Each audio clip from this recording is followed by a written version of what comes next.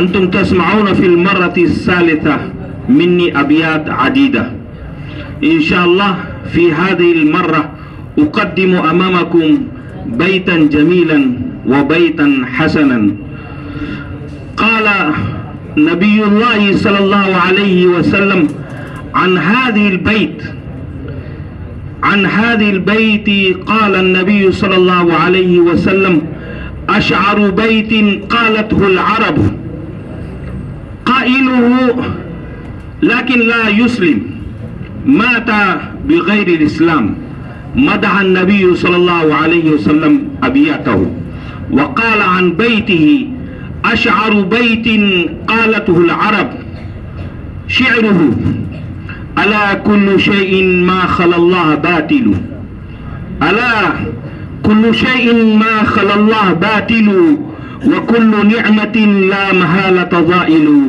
لا تبقى أي نعمة الطلاب، وكل نعمة لا محالة زائل. الملاحظة لابد لكل طالب أن يذكر اسمه صراحة واسم فريقه، وإلا تكتب أرقامه. رد. ابدأوا من الجانب الأيمن.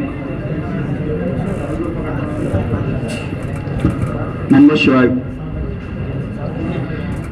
أفتلات الأصابع فالجوار إلى عذراء منزلها خلاء، ديار من بني الحسحاس قفر تعفيها الروامس والسماء، وكانت لا يزال بها أنيس خلال مروجها نعم وشاء، وكانت لا يزال بها أنيس خلال مروجها نعم وشاء، كأن سبيئة من بيت رأس يكون مزاجها عسل وماء، إذا ما الأشاربات ذكرن يوما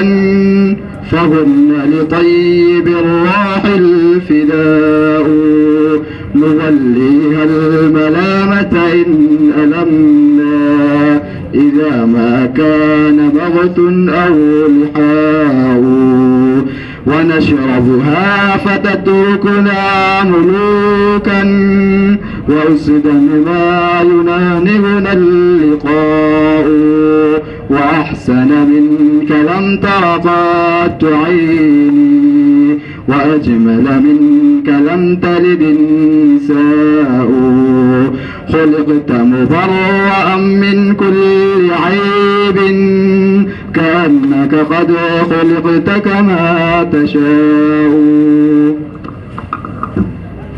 ردوا على خصمكم. سيد أبو بكر.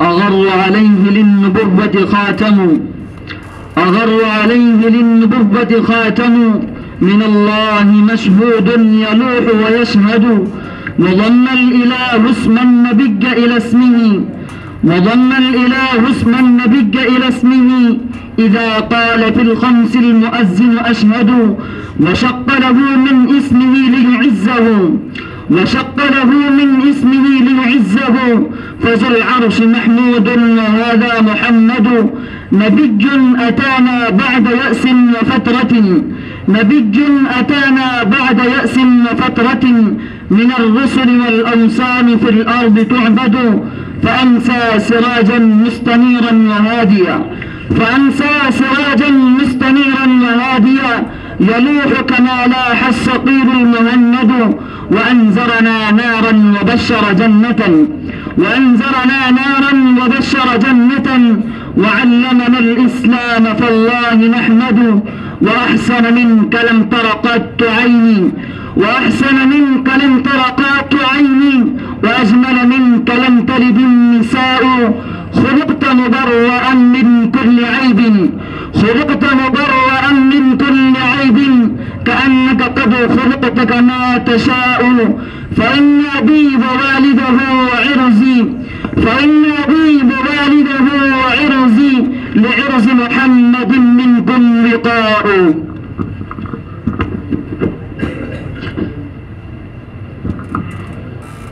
محمد أخبر. ذهب الرقاد فما يحس رقاد مما شجاك ونامت العباد. ذهب الرقاد فما يحس رقاد مما شجاك ونامت العباد. خبر أتاني عن عيينة موجع كادت عليه تصدع الأكباد. بلغ النفوس بلاؤه فكأننا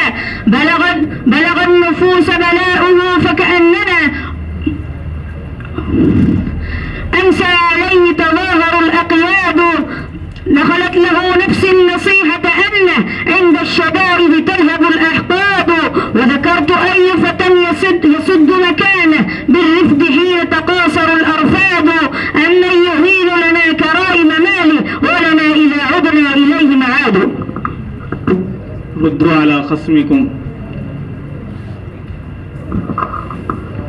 عبد الصمي من كعب بن زهير. هذا الذي تعرف البطحاء وطأته والبيت يعرفه والحل والحرم. هذا ابن خير عباد الله كلهم هذا التقي النقي الطاهر العلم. إذا رأته قريش قال قائلها إلى مكارم هذا ينتهي الكرم. ينمي إلى ذروة العز التي قصرت عن نيلها عرب الإسلام والعجم. يكاد يمسكه عرفان راحته ركن الحطيم إذا ما جاء يستلم. في كفه خيزران روحه عبق من كف أروع في إرنينه شمم. يعضي حياء ويعضى من مهابته فلا يكلم إلا حين يبتسم. ينشق نور الهدى عن نور غرته كالشمس تنجاب عن إشراقها الظلم. منشقة من رسول الله نبعته طابت عناصره والخيل والشيم. فليس قولك من هذا بغائره. العرب تعرف من أنكرت والعجم. سهل الخليقة لا تخشى بوادره. يزين حسنان حسن الخلق والشيم.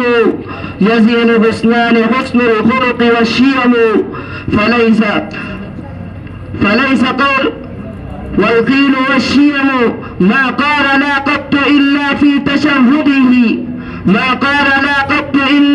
تشهده. لولا التشهد كانت لاؤه نعم. رد على خصمي. محمد نور الدين. رجعت لنفسي فاتحمت حصاتي وناديت قومي فاحتسبت حياتي. رموني بأقم في الشباب وليتني أقمت فلم أجزع لقول عداتي. ولدت ولما لم أجد لعرائسي رجالا وأطفاء وأت بناتي. وسعت كتاب الله لفظا وغاية وما زغت عن آي به وإذاتي. فكيف أزيق اليوم عن وصف آلة وتنسيق أسماء لمخترعات.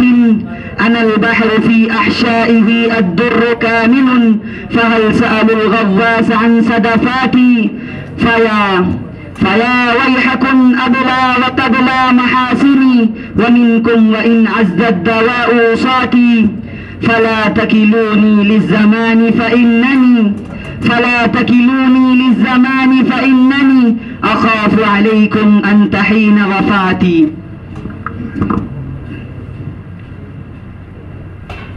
رد على خصمك.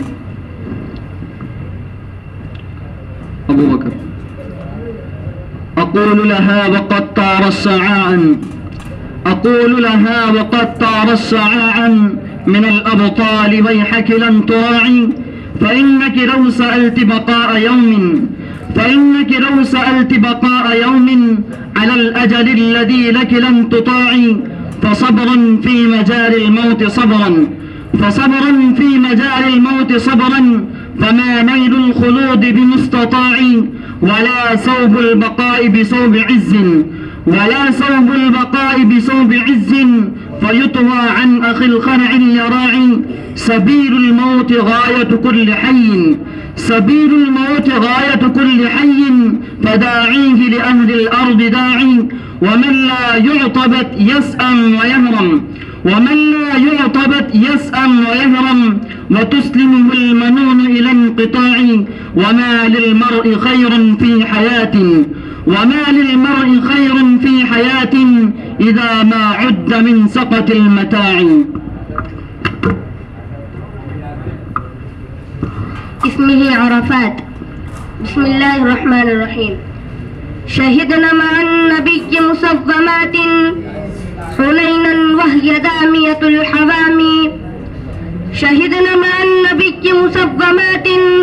حنينا وهي دامية الحمام ووقعة خالد شهدت وحكت سنابكها على البلد الحرام نعرض للسيوف إذا التقيت وجوها لا تعرض للطام ولست بخالع عني ثيابي إذا هوى الكماة ولا أرامي ولكني يجول المهر تحتي إلى الغارات بالعزب الحسام.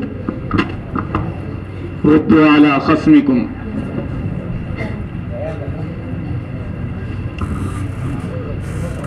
عمزية: ولما رأيت الشيب لاح بياضه بمفرق رأسي قلت للشيب مرحبا ولو خفت أني إن كففت تحيتي تنكب عني رمت أن يتنكب ولكن إذا ما حل كره فسامحت به النفس يوما كان للكره أذهبا. محمد عاطف: أهدى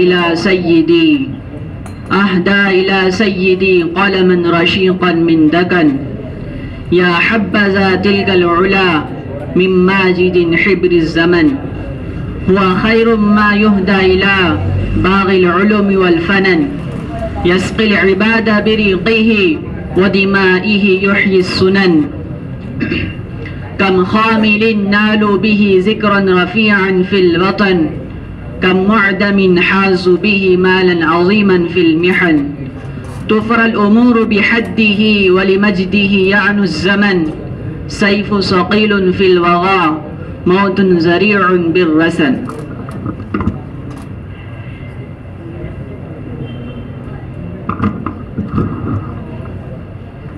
عبد السميع من كعب بن زهير: إذا نام غر في دجى الليل وقم للمعالي والعوالي وشمري وسارع إلى ما رمت ما دمت قادرا عليه وإن لم تبصر النجح فاصبري وأكثر من الشورى فإنك إن تصب تجد مادحا أو تخطئ الرأي تعذري وعود مقال الصدق نفسك وارضه تصدق ولا تركن إلى قول مفتري ولا تقف زلات العباد تعدها ولا تقف زلات العباد تعدها فلست على هذا الورى بمسيطر. ردوا على خصمكم. محمد طارق. قفا نبكي من ذكرى حبيب ومنزلي قفا نبكي من ذكرى حبيب ومنزلي بسقط اللواء بين الدخول فحوملي بسقط اللواء بين الدخول فحوملي فتوزح فالمقرات لم يعفر اسمها فتوزح فالمقرات لم يعفر اسمها لما نسجتها من جنوب وشمال ترى بعر الأرآم في عرصاتها في عرصاتها وقيعانها كأنه حب فلفل كأني غداة البين يوم تحمل لدى ثمرات الحي ناقف هنزلي.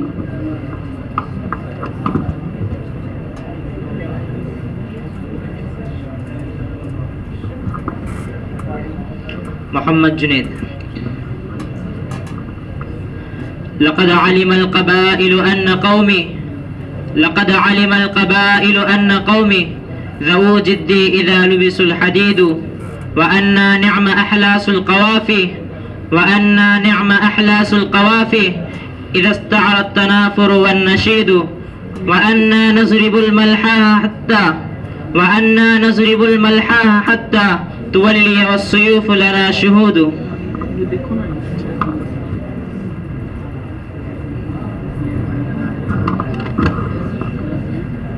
ممشق. وقد اغتدى والطير في وكناتها بمنجرد قيد أغتدي والطير في وكناتها. तो मिला के कैसे पढ़ेंगे?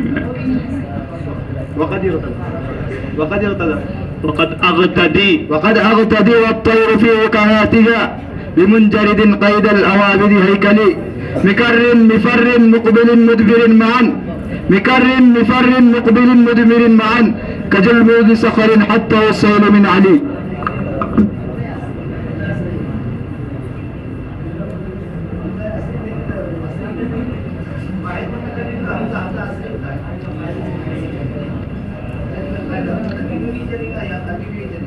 إذا حاص عينيه كرى النوم لم يزل له كالئ من قلب شيحان فاتك ويجعل عينيه ربيئة قلبه إلى سلة من حد أخلق سائك إذا هزه في عظم قرن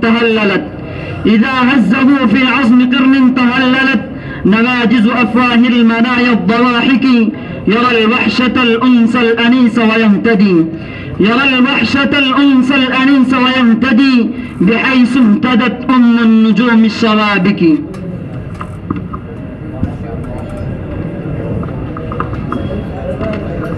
محمد أبو زر.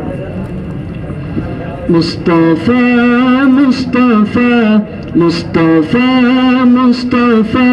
منبع للصفا سيد الأنبياء مشعل في الوفا كان في عطفه لليتامى دفاع حن قلبي له فاض شوقا إليه ليس أرجو سوى شربة من يدي الصلاة عليه والسلام عليه للسماء ارتقى فأتى بالنقى وغدا وجهه نيرا مشرقا كان من عفوه حين حان اللقاء قال فلتذهبوا أنتم أنتم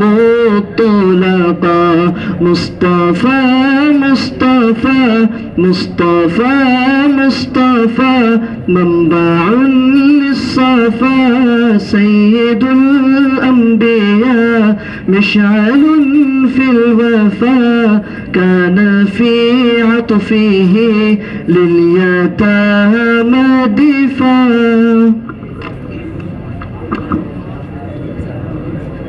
ردوا على خصمكم. عبد السميع.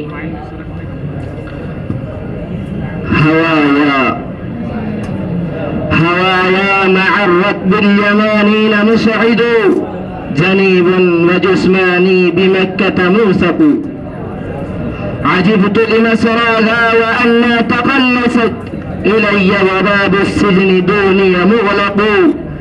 ألمت فعيت ثم قامت فودعت، ألمت فعيت ثم قامت فودعت، فلما تولت كادت النفس تزهق. فلا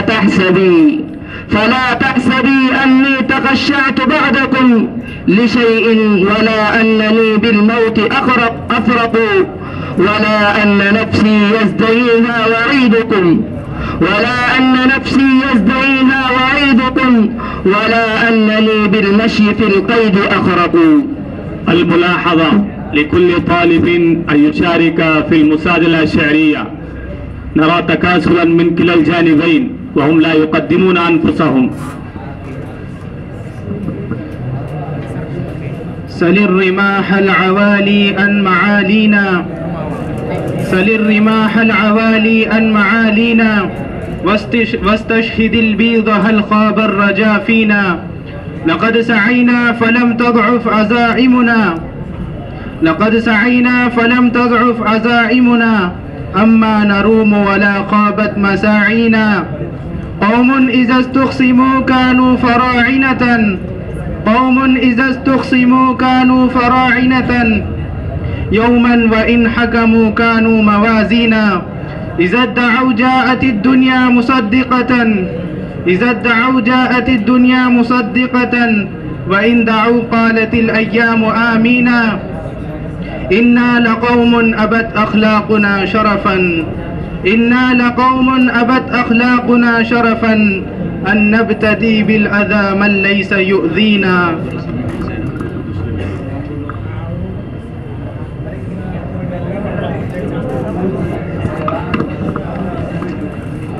محمد سعد. ليس العيد لمن لبس الجديد، إنما العيد لمن أمن من الوعيد. ليس العيد لمن تبخر بالعود، إنما العيد لتائب الذي لا يعود. ليس العيد لمن تزين بزينة الدنيا، إنما العيد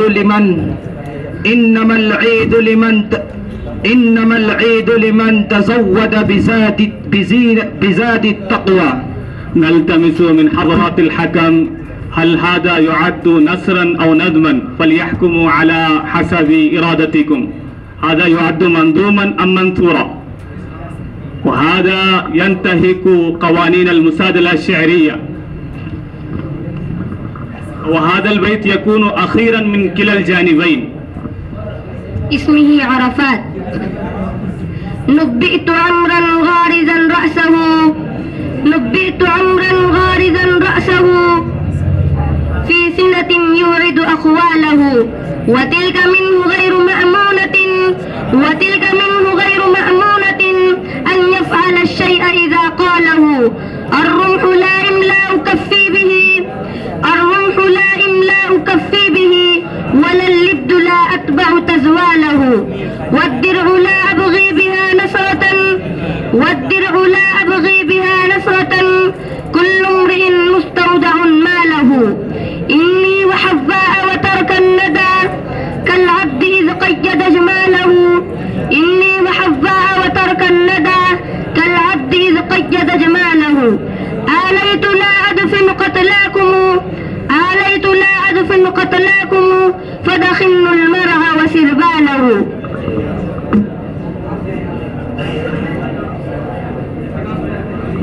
وهذا البيت يكون أخيرا.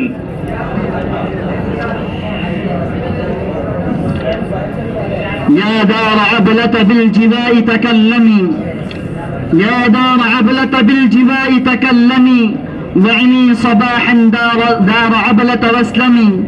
دار لآنسة غزيز طرفها، دار لآنسة غزيز طرفها، طوع العنان لذيذة المتبسم. أثنى علي بما علمت فإنني، أثنى علي بما علمت فإنني سمح مخالقتي إذا لم أظلم. فإذا ظلمت فإن ظلمي باصل، فإذا ظلمت فإن ظلمي باصل. مر مذاقته كطعم العلقم، ولقد شربت من المدامة بعدما، ولقد شربت من المدامة بعدما ركد الهواجر بالمشوف المعلم. فإذا سكرت فإنني مستهلك، فإذا سكرت فإنني مستهلك، مالي وعرضي وافر لم يكلم. وإذا صحوت فلا أقصر عن ندم، وإذا صحوت فلا أقصر عن ندم.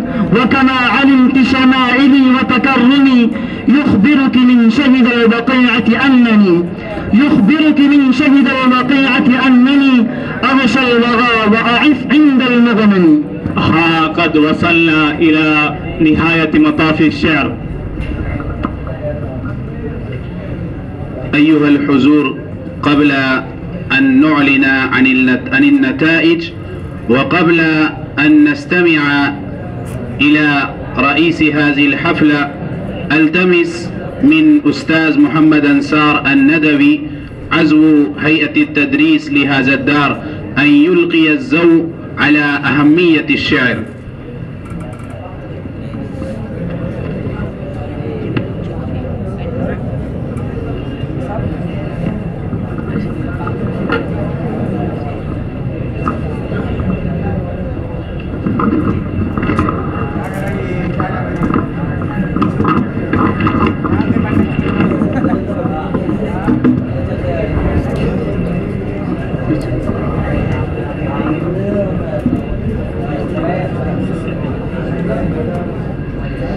الحمد لله رب العالمين، والصلاة والسلام على سيد الأنبياء والمرسلين محمد وعلى آله وصحبه أجمعين. أما بعد،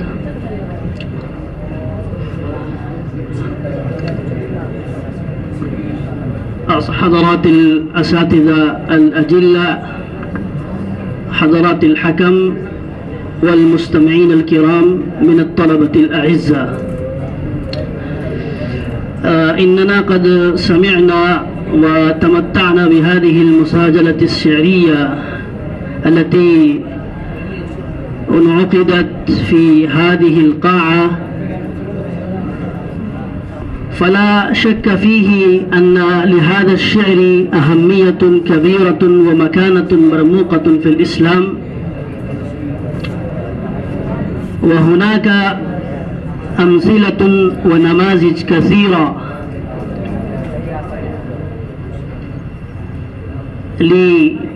لمكانته وأهميته. كما نرى إن النبي صلى الله عليه وسلم يحضر في مجلس الشاعر قص بن ساعدة الإيادي في سوق عكاظ، وهكذا رغب وحرض النبي صلى الله عليه وسلم حسان بن ثابت رضي الله تعالى عنه. وهكذا هناك قولان لعمر بن الخطاب رضي الله عنه، كما قال وأشار، بل قال في هذا أهمية الشعر، وقال: كان الشعر علم قوم، كان الشعر علم قوم لم يكن لهم علم غيره. الشعر راية لكل قوم وذريعة لمعرفة قومه، وهكذا ابن عباس رضي الله تعالى عنه إنه يوجه الناس إلى مكانته بل إلى فهم القرآن، وقال إذا أشكل عليكم لفظ في القرآن فاطلبوه في شعر العرب فإن الشعر ديوان العرب.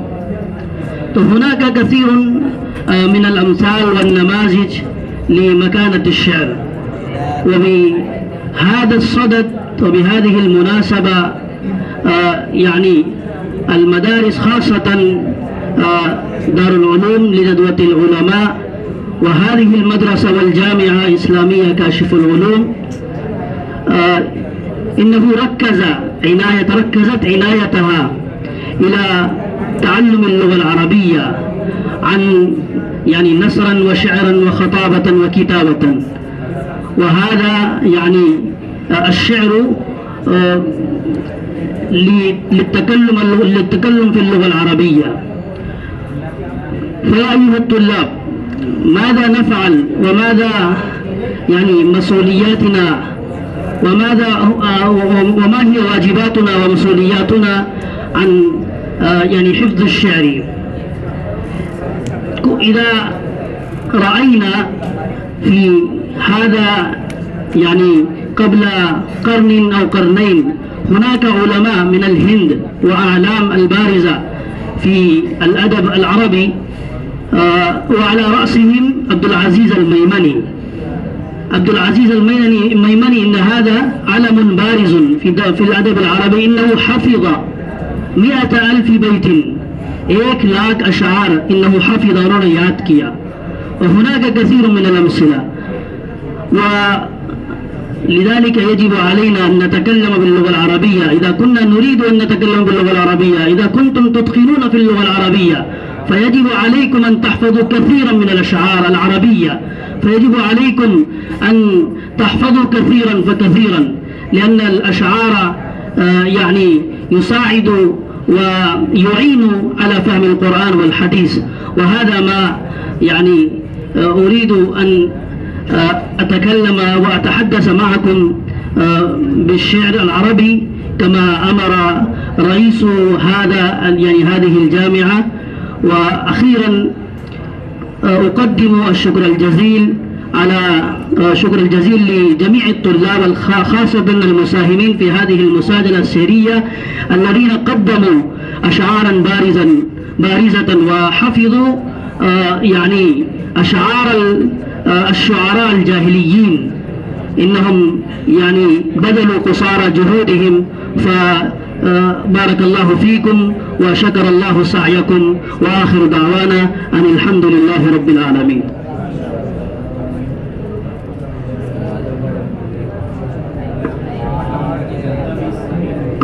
نلتمس من رئيس هذه الحفلة أن يخطب ويوجه التوجيهات القيمة بهذه المناسبة. إخوتي الطلبة، فقط لحظات عديدة. إخوتي الطلبة، فقد أتمنى منكم أن لا تتكلموا لحظات عديدة. إن شاء الله أختتم كلامي بعد دقائق عديدة. بسم الله الرحمن الرحيم. الحمد لله رب العالمين، والصلاة والسلام على أشرف المرسلين محمد وعلى آله وصحبه أجمعين. أما بعد، أعوذ بالله من الشيطان الرجيم. بسم الله الرحمن الرحيم. إنا أنزلناه قرآنا عربيا لعلكم تعقلون.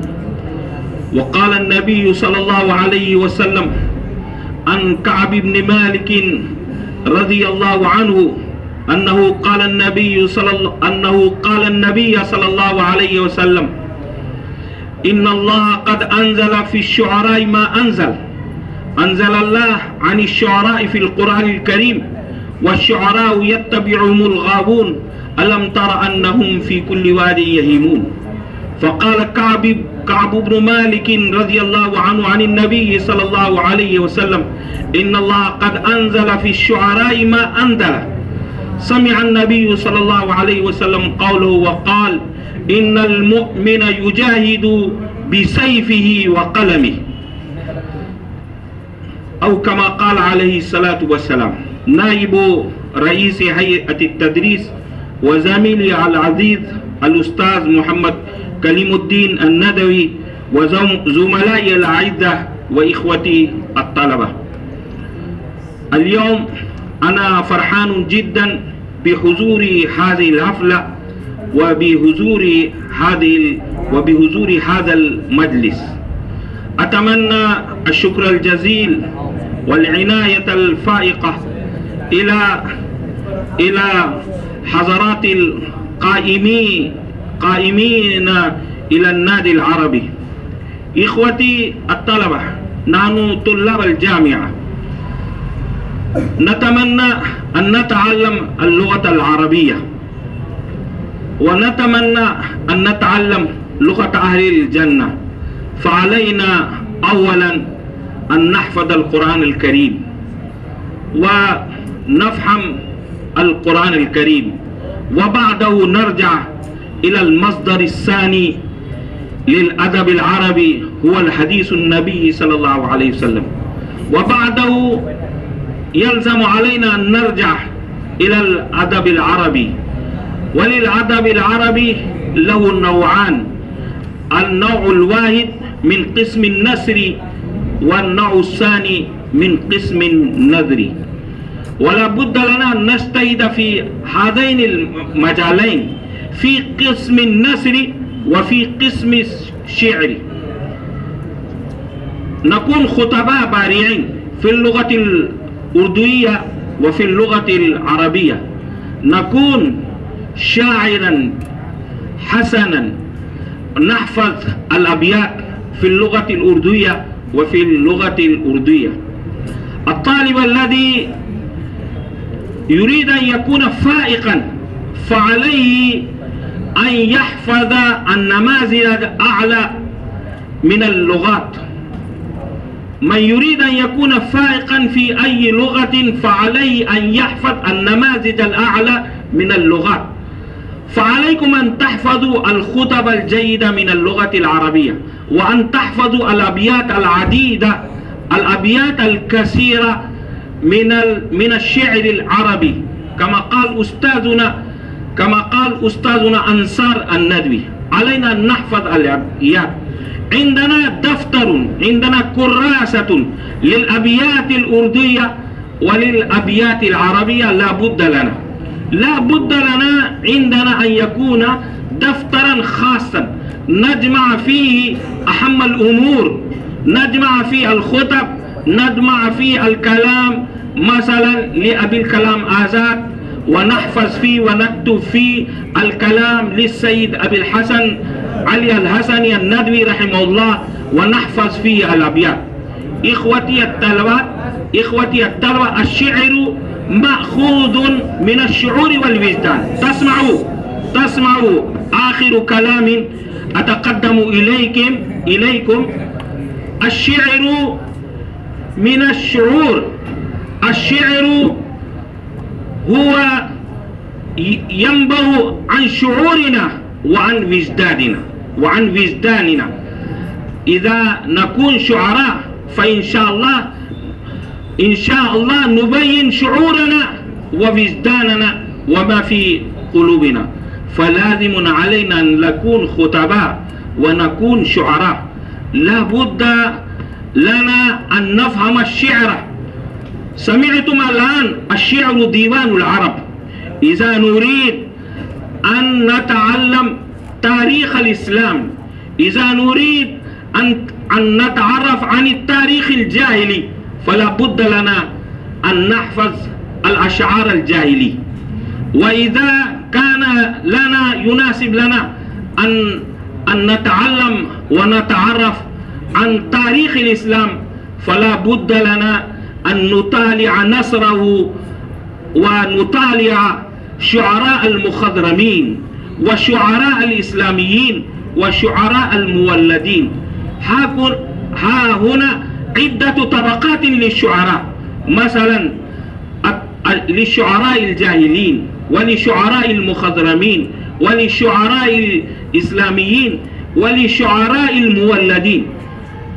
شعراء الأميين هم شعراء الإسلام، وشعراء العباسيين هم شعراء المولدين، لكن زوف الشعر في عهد العباسيين وفي عصر الراهن وفي عصر الماضي زوف الشعر كثيرا. فإخوتي الطلبة، نتمنى جميعا، وأنا أنوب عن زملائي هذا، وكان يناسب لي أن أسمح وتسمعوا كلام هؤلاء الخطباء البارعين الأساتذة البارعين، لكن الوقت كان لا يسمح لنا، فأنا أنوب عنهم وأقدم إليكم كلامهم، أنوب عنهم، أنا نائبهم. هم يلتمسون منكم جميعا أن لا تتكاسلوا ولا تغافلوا، تكونوا بارعين مثقفين، تكونوا ذا ثقافة ذا علم ذا دروس ذا عزة، ومن الله نستمد العون، والله الموفق. وآخر دعوانا أن الحمد لله رب العالمين. نشكر سماحة الأستاذ على هذه الكلمات النافعة.